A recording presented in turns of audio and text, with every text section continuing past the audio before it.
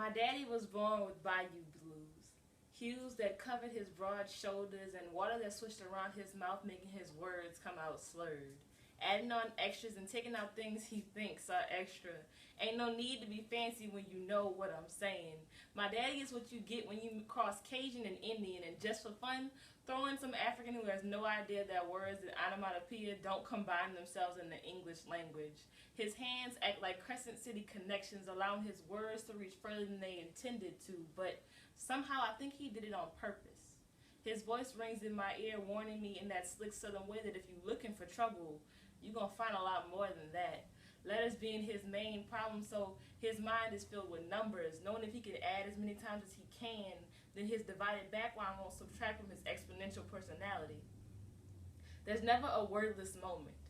Silence is a foreigner in our house where yelling at the top of your lungs is considered a whisper. My home is where Hollygrove met Pontchartrain and eased on down the lakefront with a staff in one hand and a daiquiri in the other like they were made for each other. Daddy has no shame in letting you know when that dog ain't gonna hunt. Curse words fly out smoothly from his smiling face as if they were compliments, hanging on his lips like honey dripping out of Pooh Bear's jar.